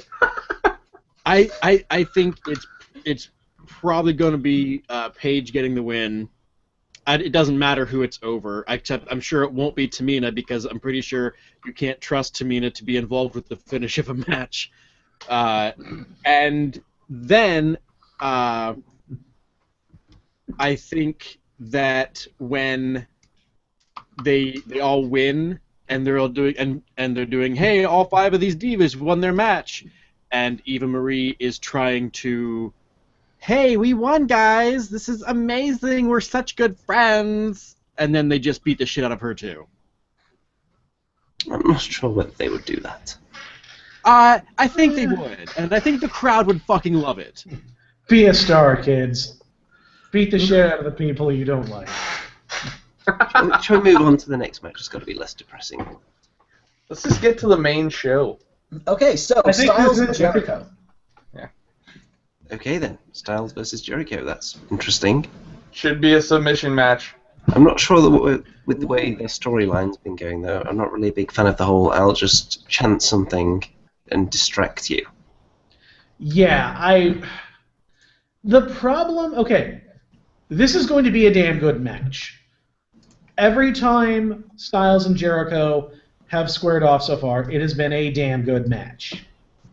The problem is, we've already seen it like 4 times in the last month. Which is why a submission match would make sense. Yeah, they should have given it some kind of gimmick, either a submission match, a 2 out of 3 falls match, a fucking cage match. And on Also, Raw, team on when four Jericho said, on Raw, when Jericho said, "You want this? You got it." But, and I was like, "Oh, okay. Is it going to be 2 out of 3 falls? Are they going to really out wrestle each other?" And he's like, "But you'll regret it." And I was like, "The fuck is that?" It's a you'll regret Yeah. it match. They have those all the time. Yeah, the loser regrets it. The viewer regrets it. I mean, this is a match. I feel like this is going to be the match to wake the crowd up after the snooze fest that is the Andre Battle Royal. Well, It's it's gonna going to be technically sound. It's probably going to be decently paced compared to some of their others. They've had a couple of slow matches and they've slowly built up as they've gone along, so I think this is going to be their fastest match. The second half of it definitely might start off quite slow because they'll probably get a reasonable amount of time, these two, because it's not an overly stacked card, really, is it? So if you're going to give someone a bit of extra time, these two wouldn't be the worst choice. As far as who's going to win, I think it's pretty obviously going to be AJ Styles. I think. You know what, though? I've been thinking that myself, but then I've been thinking, I know Jericho's the kind of guy, well, probably the only guy in the company, who says, you know what you should do is put over the new guys, since everyone else is an old guy.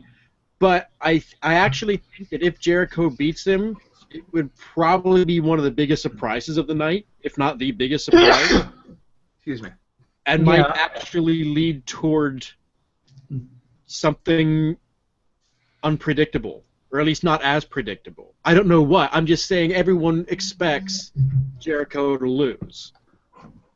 And I feel like they might actually say, hey, you know, since everyone expects this, why not throw a monkey in the wood chipper? Why not throw a monkey in that wrench?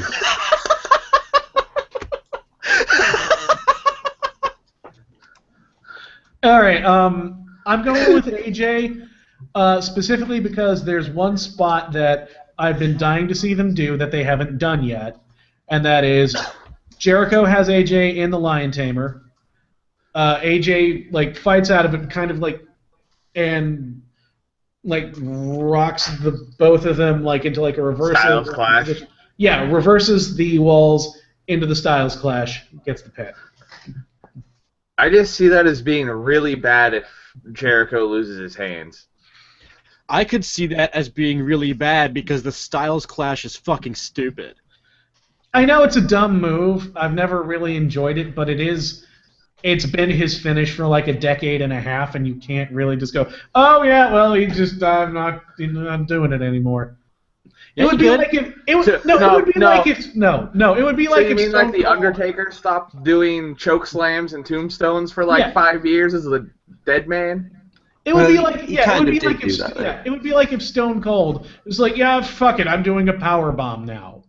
Except that the stunner looks effective. And choke slams look effective. All right. I think I know. Tombstones are I think I know fucking this. stupid because they always show that 8-inch gap. It always looks bad. Stop All right. doing things that look terrible in HD live television. Yes, I agree. I think I know the solution. Jericho needs to go back to using the breakdown. I don't know what that means. That was when he was doing the skull crushing finale Yes. for like a week, I think.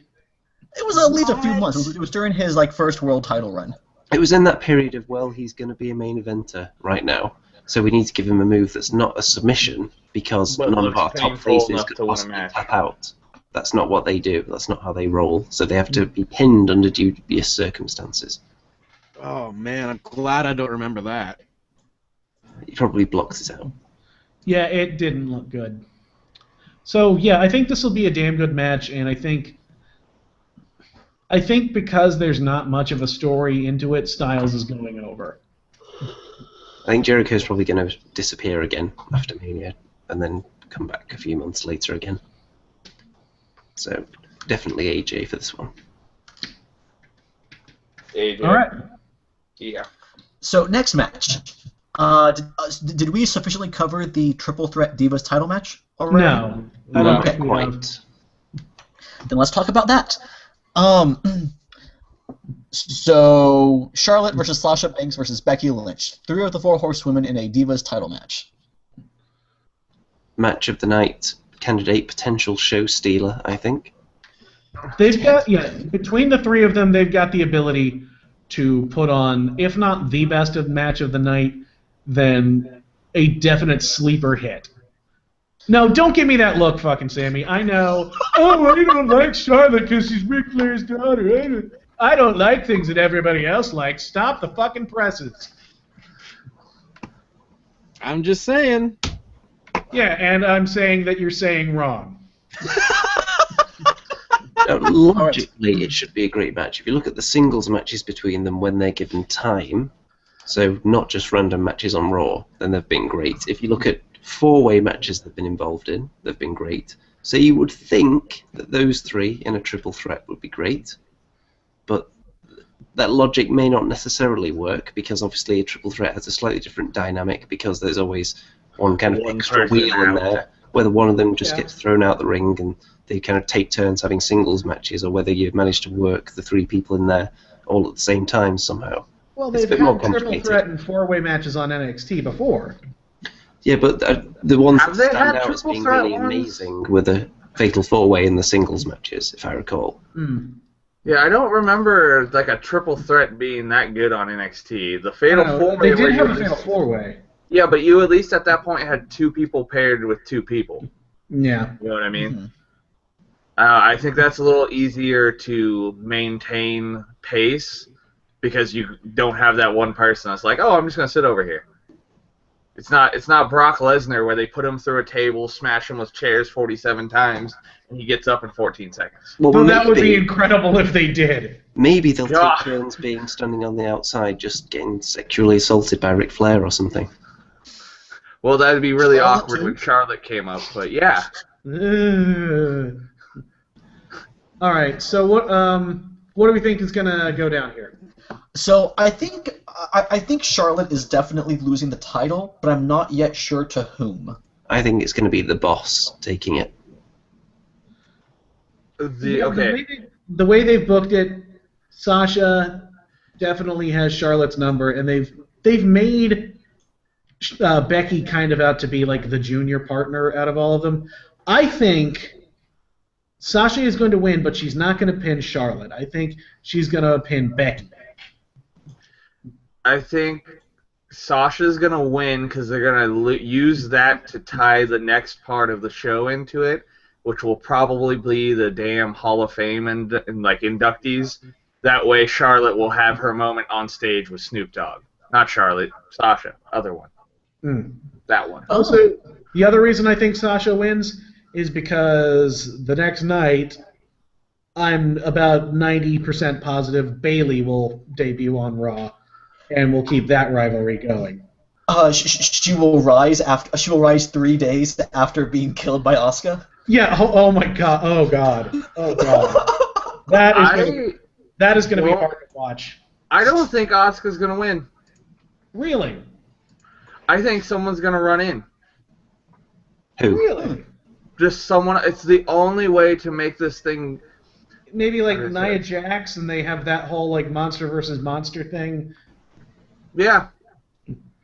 It's either, how can I say this? Or it's going to be something shisty. I don't think she's going to win with like just a straight up pummeling destruction of her. I don't think Bayley's going to tap, but I don't think. There's going to be some distraction. Because they already killed her with Nia Jax. What would be the point of doing it again? I don't know, but Bayley is going up to the main roster pretty damn soon, so they're gonna have to take the belt off of her. And Asuka, I feel like, is one of the only people who can acceptably do it. I got it right now. Carmella runs in. Interesting. Carmella runs in and causes the problem. That's enough NXT talk for this. But how about this? If Bayley is still the NXT Women's Champion, Sasha Banks is the Divas Champion. They're supposed to be getting rid of the Divas Championship. What if they were to do champion versus champion for the new belt? Ooh. That could actually work pretty well. I really hope that what they do is just retire the Divas Championship and have an actual tournament. How funny would it be if like Charlotte retains and then they just reintroduce the women's title and just don't put her in the match so there's two female champions? No. Just out of nowhere. It'd be stupid, but I think that's funny. I mean, to be fair, Ric Flair did that when WCW split off from the NWA. Yep, and then he went to WWE. Champion. Big gold belt. Yeah, when they had the big gold belt, yeah. Okay, so I'm going to make a bold prediction. Sasha Banks is already legitimate enough that she will not lose anything by losing this match. So Becky Lynch has lost too much. She needs a big win somewhere, and so she will be the one to win this match. Who is she pinned though? Or who does she beat? I won't say she pins. She will pin or submit Charlotte, and after Charlotte's rematch, Sasha Banks versus Becky Lynch will be the next women's title match. I like that. I like that the way you're going. Here's the end. Sasha Banks has Charlotte in the bank statement, and as she's about to tap out, Becky runs up from behind, breaks it up, kicks Sasha out, and immediately throws the disarmer on her. So it looks like she was already worn down, and then all of a sudden just attacks the same spot again. So what you're saying is that one way or another, lasses will be kicked. And actually, it's that fits in. That fits into the narrative that they had on NXT. That the the three of the four horsewomen are all kind of corrupted by their desire to be the champion, and so none of them can truly be the babyface because they really want to win more than anything else. So they're not above cheap tactics like that. And then when Bayley shows up and she's incorruptible, then you have... She's John Cena woman? That's what I'm calling her from now on. Well, yeah, but she can actually sell. Well, that's true. And yeah. But I see that, and it's also in a triple threat match. I don't see it as that like shiesty of a way to win. It's literally every person for yourself. You're just doing your Oh best. yeah, no. I mean, again, it's not a heel turn. It's not a heel turn. It's not a heel turn. It's literally just based on the way the match works. It's a less respectable way to win fairly. Yeah. Well, let's all agree on something. There's really no reason for Charlotte to win. Agreed. Yeah, Charlotte has to win the title. Well, I don't know if you know this or not, Zevon, but her dad is Ric Flair. Damn it. That just means she's got 16 more title reigns to go. Next point. If her dad is Ric Flair, that means she needs to repeatedly lose the title and win it back, which is how you become a 16-time champion. Having a long reign isn't conducive to getting 16 reigns. Or like I brought up earlier, you take the John Cena method and just occur in an era where there's 2 world titles that for some reason now count. There you go. Yep. What's next? All right. All right, so after that, the New Day versus the Lads, the League of Nations. This is worth talking about. Yes. When they came out on Raw, it was the first time that I recall seeing them wearing their new League of Nations T-shirts. That means They are this is going to fucking go on sad. afterwards. They are fucking sad. Can I ask, okay, is there a reason why this is not being promoted as a handicap 3-on-4 match? I honestly don't know if all 4 members of the league are going to be in the match. But they didn't. It's showing all of them in the graphic and everything, and it's not They saying always show all 3 members of the New Day in the graphic when only 2 of them wrestle. But that's because they literally use the Freebird rule to wrestle. Sure. So And are you're you just going to have why the would- same thing for the league. Maybe they'll just have King Barrett on the outside cheerleading. Yeah, if he Okay. does more than that, he will shatter. Okay, here's my Maybe. question. The twist is there going to be a 4th person with the New Day? Who? I don't Coach. know. The only other person I would think of if they were going to do that with League of Nations is if Coach actually came out and was like their 4th person on the outside. Absolutely. That's the only Absolutely. thing. But I still don't know why they didn't hype it. Like, Coach is a legitimate ESPN sports anchor. He is legitimate in what he does now. Not saying, like, WWE's not legitimate, but he is multifaceted now compared to most people. So when people come back, they would always hype him up. When Jim Ross came back, they would always promote it. Same with the King. Why wouldn't they literally say he's going to be back with them in the corner and use it to cross-promote? I mean, they already Would it have be- ESPN at the pre-show, right? Yep. Yeah, why not? Would it be too ridiculous for Francesca 2 to actually be in the match as the final participant? Okay. Yes. No. No, because God has wrestled. God did not wrestle. Yes, he did. He even had his own ring entrance. Knock No. it off. No. I thought he no-showed that match. No, The he thing wasn't. that isn't physically there did not physically wrestle. Wrestling is a very physical thing. Well, there was physically a light shining him down to the ring. He was standing on So the apron the someone whole saw. match, I think you'll find. Now, if it's not Coach, who would be the 4th person? I don't think there's gonna be a 4th person I don't think there is. I think they just Because, have one of the league yeah. standing because outside. they've made the League of Nations such an absolute joke that the New Day Can just don't go over need a 3-on-4. Fuck it. I mean, which is so weird. I mean, Rusev last year was John going Cena. toe-to-toe with John Cena, riding to the ring in a riding goddamn a tank. tank to the ring. Yeah. You know- Sheamus is a multiple-time world champion who So is has... Del Rio. Yeah. That's what Hey, it's like. the truth. Yeah, I mean, shit. Okay, Wade Barrett was once the hottest heel in the company. They all got all of these guys had potential. Oh Well- my God. The League of Nations is just John Cena's trash. Pretty much. I mean, if they team up with the Wyatt family, And Kevin Owens, maybe, but he's doing all right considering. You know Who thinks what taking this would one? be kind of funny? is No, but you're about to tell us. if this match goes on after they do the whole Hall of Fame thing,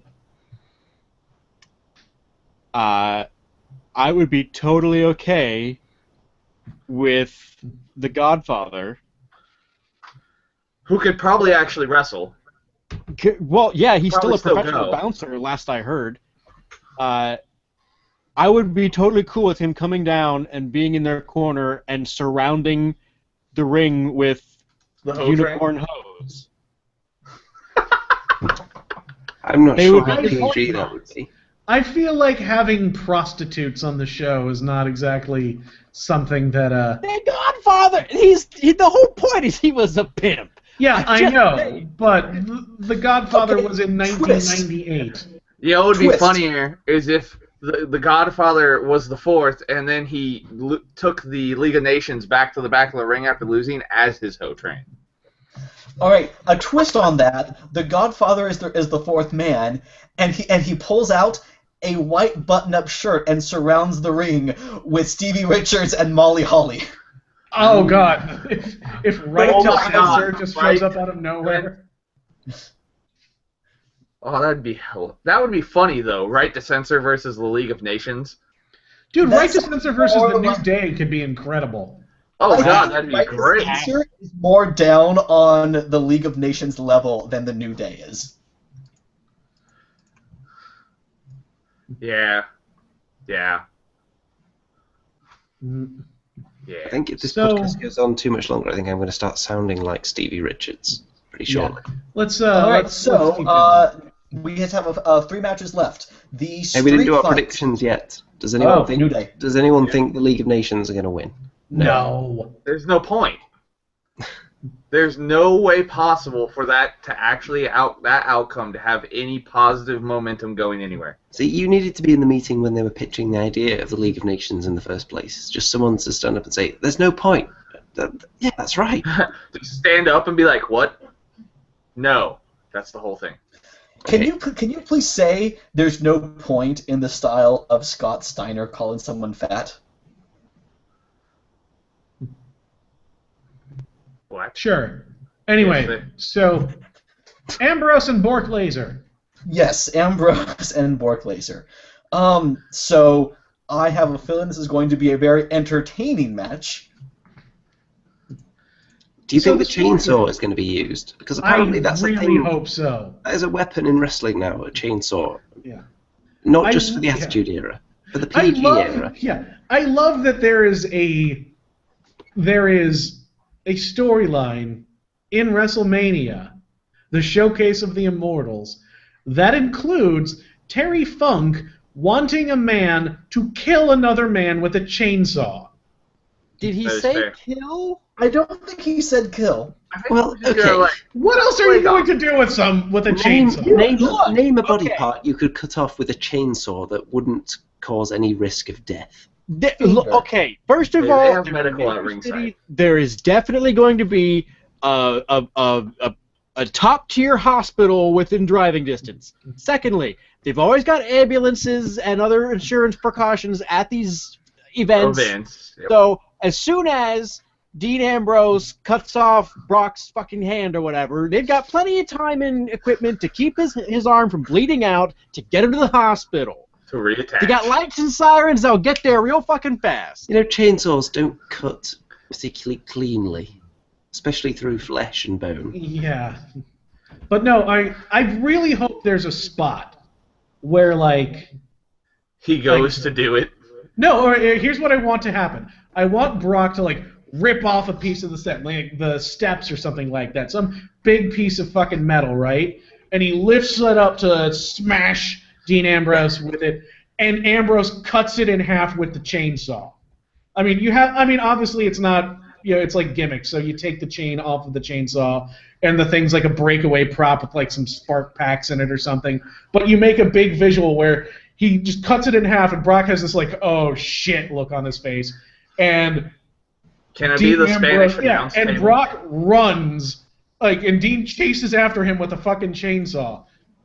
You know what could be fun is if that's how one of the announce tables gets taken out. Yeah, They, that's they what I do, was saying. they do like a little runaround real quick, and then while they're on opposite sides of the announce booth, you just have Dean rev the fucker and cut it in half. No, I got it. Here's what's gonna happen. He's gonna take Brock out with like 20,000 chair shots and lay him on the table. And then he's going to go to like actually physically cut him in half, and Brock's gonna roll off the table. So instead of putting someone through the Spanish announce table, they're just gonna cut it right down the middle, but not cut it completely. That way, when Shane does his elbow drop off the cell, it breaks. Otherwise, he'll die. I like the way you think. I like the way you think. I'm just imagining the booking meeting, hypothetically, wherein someone said, and then Dean chases Brock with a chainsaw. Well, Here's what I think you should do with the chainsaw. I don't think Dean Ambrose needs to have the chainsaw at all. What's scarier than Dean Ambrose with a chainsaw? Brock Lesnar with a chainsaw. I think if Dean Ambrose buries Brock Lesnar under a ton of different items, various announce tables, just ladders and tables and everything on top of him, and then he thinks he's got him like out for the count, and then you just see a chainsaw like through it, and Lesnar emerges, possibly bloodied up because the match is halfway through, and this crazy caveman swinging an active chainsaw around. And Dean Ambrose just goes into like Ambrose has the chainsaw, Brock needs to counter with like the pair of fire axes he used on J&J Security's car. Actually, now that you say that, you know what I think will probably happen is it will probably be something to do with and it's gone. So never mind. Okay. All right. Yeah. It comes out its way out of my head. We just had a comment. Owen Brown says that Wehrman is hoping the chainsaw is used on JBL. And I will say they could do that if it was just used on his hat. That's a spot they could do. If they were going to use it on anyone, I want Dean Ambrose to bisect JBL and just like cut him in half lengthwise. And on that note, predictions. Okay. Lesnar wins, but it's an incredibly brutal match, and neither man will ever be the same. Again. I think Ambrose hits him in the gut with the barbed wire baseball bat, and they have a couple of, WWE hardcore spots. I think there will be blood because there almost has to be blood, but it won't be like death match. Ambrose will go for the chainsaw. He will pick it up, and he'll like raise it up over his head, and Brock will pick him up, F5 him, and that's the end of the match. What about if he decapitated Lesnar like mid F5? Jesus Christ! What is it? The movie with Will Ferrell where he's a figure skater, where they do the paired move or whatever, and it cuts the guy's head off. That's what it's reminding me of right now. I am going to predict that Ambrose will pull a Mankind here. Ambrose is in the Kimura, and to avoid tapping out, he makes himself pass out to the Mandible Claw. I am calling Ambrose wins with dirty deeds onto the baseball bat. Ooh. Okay, how about this? Dean Ambrose has a chainsaw. Brock Lesnar is known for carrying a shark around. Has anyone seen the Sharknado trilogy? Yes. There is a scene where sharks are flying from the sky and they're being chainsawed out of the sky. Hold on. I need to back this up a little bit. I'm still stuck on Brock Lesnar is known for carrying a shark around? Yes, he is. If you remember that old SummerSlam ad where he F5s a shark. Yes. I think they could bring that back. And he hurls a shark at Dean Ambrose, and Dean Ambrose just chainsaws it in half. And then the match ends how? I don't know if that ends the match, but I just think Lesnar's going to win. I think that's just going to be a spot. I think it would. I think that is as literally jumping the shark as you're going to get in the real world. I don't see how you follow that. Well, following that, we've got the... Right. Do we want to do the cell match first or the title match? Let's do the cell match first. Shane McMahon and The Undertaker. All right, before anyone says anything, who wins? Shane. Undertaker. All right, here's what I think is going to happen. I called this about a month ago, and I'm sticking by it. Or basically as soon as they announced what the match was going to be. Undertaker beats the Christ out of Shane. Gives him the last ride, choke slams him, all this shit. Shane, hangs on for dear life doing crazy Shane McMahon stuff. I don't think he's going to do what everyone thinks he's going to do and do an elbow drop off of the cell, because that will actually kill him. But they're going to do something. Like, he might do it off the side of the cell. Anyway, Undertaker signals that he's going to give him the tombstone. Lights go out. Lights come back on. Sting is behind him with the baseball bat. Bashes Taker on the back of the head. Knocks him out. Shane gets the pin. How does Taker get to wrestle again? Because Shane lets him back? Shane rehires him. Yeah, I mean, Shane's in control of Monday Night Raw, so Okay. he can just tell Vince to go fuck himself. It's not like they haven't done that before. You know what, though? Even then, even if Taker loses, Vince did call him his bitch, and I think that Taker would be angry enough to just start wrecking shit on Raw until he got whatever the fuck satisfaction he wanted. What if he loses, Shane rehires him, and then Shane books Taker and Vince at SummerSlam? That would be pretty funny. That would be pretty interesting if Vince is up for it. And that would be just enough time so that maybe they're bored of Shane McMahon being in charge by then. And maybe they'd put on the line that if you can beat The Undertaker at SummerSlam, then I'll relinquish my control of Raw. I kind of hope not. I hope not, because I'm the Authority hoping- is incredibly old right now, which is why I'm leaning towards Shane winning, because they need to shake things up. They've even acknowledged that on the show. I'm hoping they do the brand split again, mostly for talent perspective. I don't mind having one singular WWE title, but I think having the brand split would make a lot more sense. They could actually, and as sad as this seems, keep the Divas title and just separate the champions again. Well, that's what they used to do. I mean, they used to have like a Divas title and a women's title. The fact that they have made a big deal of him saying he's going to control Monday Night Raw rather than control WWE does lend a little bit of credibility to that. If the Authority were just going to head over to SmackDown and just run over there. But he's also made a few remarks during his promos where he says things like Vince, I know specifically, has said he wants to control it all, and it's like, well, that's because he says whoever controls Raw controls it all. Yeah, but in the Authority war room after Shane controls Raw, and then Triple H looks up and he just says, "He didn't say anything about SmackDown." And then Stephanie's Vince is like, Nobody cares about SmackDown, Hunter. and then they start booking six-man tags. Yes. That's the dream for anyone, really.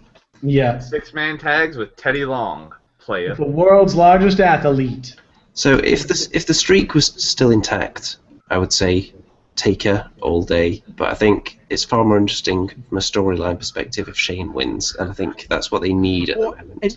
And that's the large thing, because when you say, well, Shane wins and therefore everything is directly affected, but if Shane loses, then what was the point of any of this, and what could possibly be the story to unfold afterward?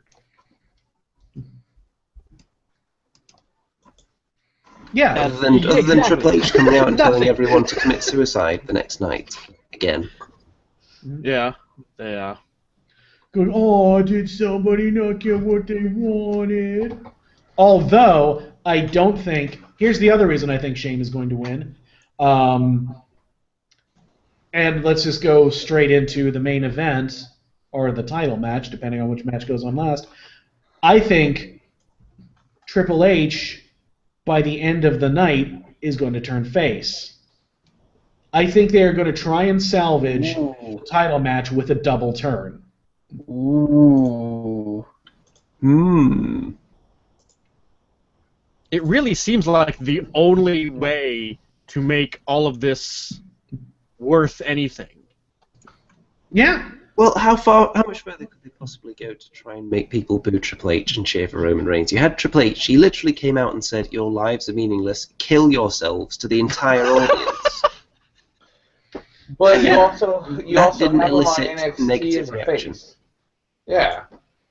They were booing the guy who's fighting the guy that just told you to commit suicide. How much further can you go?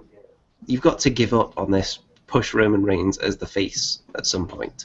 So why not at WrestleMania? I mean, and honestly, Roman works so much better as a heel anyway. The weird thing about that statement, though, Jabba, when you're like, why not at WrestleMania? Because it's been awful for 8 months, and when you say, well, okay, but we've always had this chance, well, yeah, because you have no choice. I'll also say they've allowed they've allowed several Royal Rumbles in a row to be ruined. The last two WrestleManias, though, they have actually salvaged them at the last minute. They haven't allowed a WrestleMania to go off in that horrifying style that we thought in the lead up. They've always done something to save it at the last second. Yep. So they've obviously identified that this is a problem, again, because of the crowd reactions. And whatever their quest was, that they've failed in that. So they're going to have to pull some kind of salvage job. Yeah. And honestly, it fits more with the... Like, if Triple H fully turns face, or at least becomes the lesser of the two heels, it's a lot more in line with every other incarnation of Triple H that currently exists. Because NXT Triple H is a good guy. He's like, hey, here's these indie stars that you all love. I brought them here. Enjoy the show. So having Triple H sort of realize his own little fan fiction fantasy of himself, where I'm just the guy who really, really loves wrestling, like you guys, makes a lot more sense in the context of, and now I'm fighting this spoiled fucking brat that everyone hates, who is only here because of, his relatives, even though that's a tremendous irony considering it would be Triple H. Yep. But Triple H has also been self-aware enough to use that to his advantage. But at the same time, his argument could be, hey, listen, we weren't related until after I got here. Yeah, like until he got there on his own merit. What he did afterwards was what he did afterwards. Yeah, you can at least say that. Yeah, I think unless there are really only two ways they're going to try and salvage it. A, double turn. And I think this is the only way it will actually work. B, and this will not work, but they might try it anyway, have The Rock show up. Well, The Rock, and they can use The Rock to turn Roman. That would actually work really well. Well, to turn him, yeah. I was going to say, they've tried to use The Rock to make Roman accepted, and that has not yet worked. So I could really see them trying that again. That's a horrifying thought, because The Rock is going to be there. Well, of course he is. What if The Rock turned on Roman and it made it better? The Rock comes out to help him and just rock bottoms him. That's the double turn, high fives Triple H, and walks off. Fuck this. His justification would be like, it's just Can the Rock pull Roman into destroying the family? Rock is just like, what? I was the original corporate champion. The fuck do you want? Have the Usos come and turn on Roman too. Fuck him. That would be amazing if just the entire roster just turns their back on Roman. It's just like, what? What do you want from me? I'm like, guys, come on, this is bullshit. God. They play him out to the sound of silence. If they try and turn Roman into a sympathetic face by having his entire family turn on him and beat him up every week, it would turn them face. yes. But I really feel like this match and the Hell in a Cell match, the two highest caliber matches on the show, are together one gigantic admission of failure on WWE's part. Yep. The fact that they have so few guys that they have made into stars, so few that they really don't trust any of them to headline WrestleMania. They failed to get anyone over as a heel to, put Roman Reigns against. So it was like, fuck it, we'll just use Triple H. They failed to get anyone over as a legitimate threat to The Undertaker.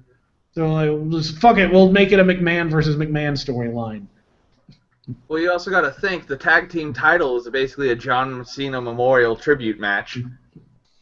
I think the only person that hasn't been completely buried by John Cena in that match is Xavier Woods, but probably because they've not had a match. Yeah, it's crazy though, because when I was watching Raw, it was like it actually felt like Raw. The only parts that didn't were Triple H's long-winded bullshit and anything involving Roman Reigns. Yeah. Everything else, that episode actually felt like I was watching Monday Night Raw fucking 7 or 8 years ago. Yeah, like unless they want WrestleMania to end in disaster, and they have skirted disaster for 2 years now, then they have to do something big. And the only thing that makes sense is to turn Roman. It is a little bit ridiculous that of the 3 big marquee matches on the show, between them you only have 2 full-time wrestlers. And one of them is not at all accepted by the crowd. So you only have one guy, one full-time wrestler who is over with the audience in the 3 main matches of WrestleMania. If Roman Reigns cheats to beat Triple H, if he wins by some just underhanded means, like low blows him and spears him and whatnot, and if Dean Ambrose pulls off a fucking miracle and slays Brock Lesnar, there's your main event feud for the next fucking year. You have the hottest face in the company, a guy that everybody loves, against a guy who everybody hates. Fucking use it. And then when Seth Rollins comes back, off to the fucking races you go. But that makes sense, so you know you're not going to do that. And Cena and Orton will be back by then, so that throws a bit of a spanner into that plan. I don't think Orton is going to be so much of a wrench in that particular works as much as Cena will. We shall see. He'll still be awful and... Yeah, I mean, he's still going to be boring and make me hate myself. So do we all think that Roman is winning the main event? Does anyone have any hope for Triple H? Well, I hope that Roman doesn't get the title, but as long as... Look, if something happens worth happening, then I don't necessarily mind Roman getting the belt. But if you just give Roman the belt and keep saying, hey, you guys want this guy to be, like, the guy, right? The crowd's going to tear the fucking place apart. Regardless of whether it ends up being good or bad, though, does anyone think Triple H is actually going to walk out with the title? No. No, Triple H, I think, has decided that he's going to take Chris Jericho's role of being the guy who puts over the new people. To be fair, I don't think that would be a bad ending to have Triple H still be the title, like the champion, if they do a double turn. Mm-hmm. I think that'd be just fine, because then you would literally have Roman Reigns as a heel coming in and doing, like, Stone Cold style run-ins just to beat the crap and cause chaos. Everybody. Why not? But that would be setting him up as a heel who is an instant failure, and I'm not sure that would work. That's already happened. Yeah, well, Or at least I don't the know. instant fail. I feel like WrestleMania, this should not be happening. WrestleMania is the 3rd most anticipated show of the week for me. Because A, TakeOver Dallas looks fucking amazing. And B, I really want to see what happens on the next episode of Lucha Underground. Well, we can discuss a little bit of NXT in a minute, but before that, I've got a couple of lines of commentary from the last few weeks, just a few. So, an interesting one that struck me, after Paul Heyman cut an amazing hype promo, really getting us into the spirit of Brock Lesnar versus Dean Ambrose, and how crazy that's going to be, Michael Cole really added to that, really put that little bit of salt to add the extra flavour on there, by saying, so that'll happen. Why is this man the voice of your company? God damn it. Oh, God. So on Raw this week, I think it was this week, Roman Reigns did like some sort of a diving move during the like closing segment, and the crowd briefly popped for a moment because like, hey, that was a cool thing, and then they went to chanting, "You still suck." I must admit, they won't even give him an inch of room. I love it. No, they did give him basically just exactly an inch, and like, then no more. I do have to admit, once I realized that the end of Raw was just going to be more bitching and moaning about the guys that you don't have any investment in, I did skip through it. Like, I just said, well, fuck it, it doesn't matter. So I didn't hear that, but now I may just go back and enjoy that moment, because that sounds incredible. Now, here's a line from JBL when AJ Styles and Kevin Owens were hitting some high-impact moves on each other. It just sounds off to me. Am I the only one who heard this? Okay, here we go. They've opened up their arsenals on each other. Jesus Christ. Oh, man. No one That else had a N. problem with that line. The N in Arsenal is very important. Definitely is.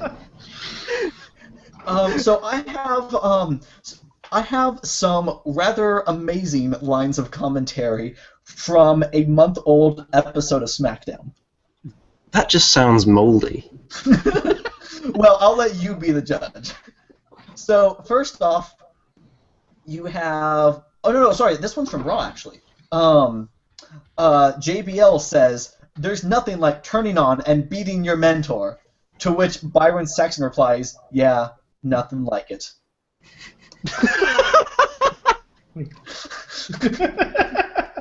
Almost longingly. Like he's just fantasizing about just turning around and just beating the shit out of him. There was also an amazing line from Byron Saxton after Ric Flair got excited while at ringside for a match that Charlotte was in. Byron Saxton said, "Yeah, Daddy loves it on the outside." Yeah, I heard that, and it was not cool. Like, that was really weird. I have a feeling Ric Flair would have been really upset if he'd heard that. And I've got one here from Michael Cole when The Undertaker was hit in the face with the monitor by Shane McMahon. Now, for some reason, he seems to think that The Undertaker's face is capable of being cut open and healing up all in the space of about 10 seconds. Because right after he was hit with the monitor, Michael Cole said, "The Undertaker's face is all scarred up from that attack of the monitor." Like, actual scar tissue had formed in that 5 seconds after he'd been hit in the face. Did anyone else catch that one? No. Like maybe the Undertaker has John Cena's like Wolverine healing powers. Maybe. Any more from anyone? Not particularly. No. Well, anything we want to discuss regarding upcoming NXT? Yeah. Holy fucking shit! They're doing Sami Zayn versus Shinsuke Nakamura, and that's going to be like insane. Insane, perhaps? Yes, it's going to be a fucking amazing match. I cannot wait to see that. Except I'm going to have to wait to see that because it's happening on the day I move into my new apartment and I don't have the internet set up yet. So. Oh dear, oh dear. Anything else that jumps out for you on that particular card, Mr. Wehrman? I really hope Bailey doesn't die fighting Asuka. Remember, she will rise 3 days hence. Yes. But that is actually a match where I am perfectly okay with either person winning because I love Bailey and I have a very weird crush on Asuka. She will break you. I know, and I kind of want her to. Moving on. Yeah, American Alpha definitely is going to beat the Revival, and it's going to be a really fun match. I don't have too much of an opinion about Baron Corbin versus Austin Aries. It's cool that Austin Aries is there, but it's half of the match is really cool. Yeah, so the other half is Baron Corbin, and I don't care. It's going to be a damn good show. I don't know how much of it is going to have lasting consequences. Oh yeah, Finn and Joe is going to be a fucking classic too, but it's going to be overshadowed by the dream match of Sami Zayn and Shinsuke. I am looking forward to American Alpha becoming champions. Yeah, that's going to be a very nice moment. It's about time though. How would you feel if they didn't put the belts on them and they for some reason didn't do it like they've done with some other tag teams in NXT? I would be very confused. I felt that way several times though during NXT tag division. Yeah, they just never. Why did Enzo and Cass never win the belts?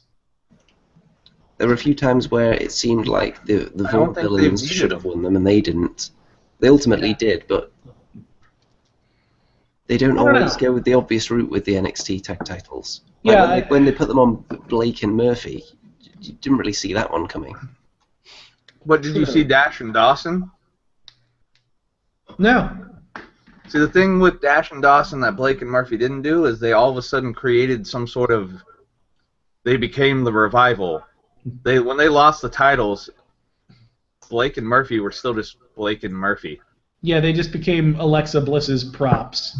Alexa Bliss delivery machine. That's what they should call their actual team. I would like an Alexa Bliss delivery machine. Someone's probably working on one right now. Anyway, so that's going to be a damn good show. Did anyone happen to see Aztec Warfare? Not yet. Because holy fuck, it is great. It is okay. This was all. It was filmed several months ago because Lucha Underground doesn't do live shows. Right. And apparently WWE stole the premise of this year's Royal Rumble from Aztec Warfare. Of the champion going in at number 1 and having to defend the title. Gotcha. And the avatar of the owner goes in at number 20. I'm definitely going to try and watch that before the next podcast because that'll give us something less depressing to talk about. It is really fun. The only criticism I have, and it's less of a criticism about Aztec Warfare and more just in general of Lucha Underground, is that a lot of the guys seem to have basically the same moveset. And in a setting like Aztec Warfare where everybody's in it, it starts to really show. Everybody does a super kick and everybody does that little pop-up enziguri whenever somebody's on the turnbuckle. And I think those are just I guess they're just commonplace Lucha Libre moves now. I'd rather everyone does those moves than everyone does a headlock. Yeah. Abdominal stretch, baby. Methodical stomping. One of the biggest pops I have ever heard from a smaller crowd came right at the beginning of the match. Okay, where the champion comes in first, and then the number 2 spot is Rey Mysterio. People lose their fucking minds. And it's just really Ray looks really good too. He's slimmed down. He doesn't have his he still wears the shirt, but it's not I'm wearing a shirt because I'm getting kind of fat now. Good. He's trimmed down. He's moving with a good amount of speed again. He's not doing so much springboard stuff, I guess, just to spare his knees, but he's looking better than he's looked in years. It's about time he slimmed down a bit. Has he lost a bit of muscle mass as well? That's true. And his protege, El Dragon Azteca Jr., he wrestles like 1996 Rey Mysterio. Like, he is incredibly exciting to watch. Has anyone watched any other wrestling that we want to touch on before we depart? Nope. Okay, so one final prediction. Are we going to be left satisfied with WrestleMania? Nope. Or are we going to be filled with disappointment? I don't think we're going to have a chance to be satisfied. I think it's going to be, well, they didn't literally drop a pile of shit on our face, and that's what we're looking forward to in a positive show at that point. It's so far gone already that they can't turn this. I think that WrestleMania will be somewhat satisfying, but then we'll forget the disappointment of WrestleMania after the post-Mania Raw. I hope so. I hope the post-Mania Raw is amazing. Because right now, Mania itself, like, they should just be running, like, the tagline, at least it's not Mania 9. It's been a very, very, very disappointing Mania build-up, not helped by all the injuries. Helped by some of the injuries, though. But it's a very, very weak card. I can't remember a WrestleMania that looked this bad on paper for a really long time. Certainly not in the modern era. Yeah, I'd say like the last time they've been this like screwed for talent was like Mania 10 or maybe like Mania 11 after Hogan and Savage and everybody was gone. And we're like, fuck, I don't know, Lex Luger and Yokozuna? Shit. It's looking really bad, but sometimes the worst cards on paper actually surprise you. So we can live in hope. I want to be surprised. I hope they do something cool. I don't have my fingers crossed. Well, Mr. Poit, I know it's been a few weeks. It has. Are you comfortable? I'd say so. Oh, They look like it. umbrella you So got. do that thing that you do so well, Mr. Poit. Well, as ever and always, I would like to start this segment by doing a quick shout-out to our friends over at the Game Buoy Video Game Podcast, your stop for left-of-center gaming news and views. We also invite you to give us your thoughts. Suggest talking points of your own and tell us what you thought of the weekend wrestling by posting comments on this video, by tweeting at us at Tables Ladders, or by replying to our posts on Facebook. We also ask that you follow us on Twitter, like us on Facebook, and share our posts. Rate us and subscribe on iTunes and shop on Amazon.com using our affiliate link. All of these links can be found on our Podbean page, tablesladderspodcast.podbean.com. And with that, all that remains to be said, TLP, everybody. TLP, everybody. See you at the aftermath. Or the afterbirth.